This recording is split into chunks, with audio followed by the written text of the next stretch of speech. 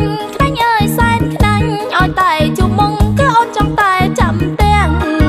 ជួបមុខបងឈឺដល់ក្រពាំងបងពូកែណាំងពូកែសន្យាឲ្យបងក៏ដើរចោលបាត់មានសង្សារចារឹងសែនយ៉ាំមានសង្សារចារឹងសែនយ៉ាំខ្លាចគេស្ទើរស្លាប់ឲ្យតែគេសួរម្ដងអូនកុំចេញតែថាអ្នកណាក៏គេដឹងថាបងនេះស៊ីដាច់ក្នុងភូមិរូបសង្ហាថែមពូកែថ្នមបើអូនបានបងគេនេះថាអូនណែងទៅចង់មើលមុខគេអូនជប់ខឹងនឹងបងបានទេអូនជប់ខឹងនឹងបងបានទេចាំពេលទំនេរចាំបងនាំទៅដើរលេងតាំងមកបោកទៀនហើយមកមកបានហើយមិនជាទៀតឡើយបងអើយអូនមិនមែនក្មេងពីថ្ងៃមុនថាជូនអូនដើរលេងប៉ុន្តែទាំងស្ដែងអូនឃើញបងឯងរវល់អង្គុយផឹងស៊ីឲ្យអូនចាំឡើងវោះវីឲ្យអូនចាំឡើងវោះវីផាត់ពីផឹកស៊ីបងក៏រត់ទៅដេកបាត់អូសុំទងថ្ងៃមុនផឹកហើយចង់គ្រុនមិនហ៊ានជូនអូនទៅបងទៅដេកស្ងាត់គេបបួលគេចេញលុយស្រាប់លើកដាច់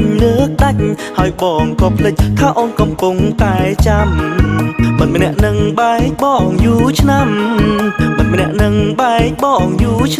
អូនកុំប្រកាន់យូរបានជុំគ្នាម្ដង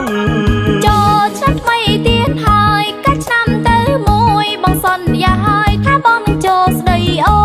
នតែពេលនេះបានស្រមោសូនបងអើយបងម៉ែអូនបងខំឲ្យអូនរៀបការអូនមិនចង់ក្បត់ចិនសងសា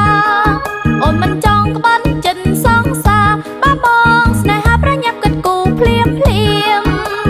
បងក៏ចង់រៀបការតែចង់ប្រាប់ថាក្នុងពេលនេះណាគឺបងនៅខ្វាំងធនធាន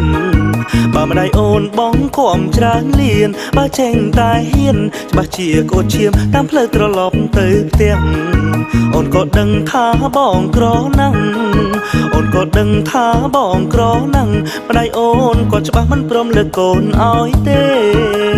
ចូលឆ្នាំថ្មីរួចហើយបងកូនតើយអូនលេងចាំហើយបងអើយអូនធ្វើតាមម៉ែកុំចិត្តដាញ់ចោលបងបានទេបើអូនតាមម៉ែបងនឹងខ្មាស់គេប្រកាសជាលែងចង់រួមបើអញ្ចឹងគិតបែបនេះចង់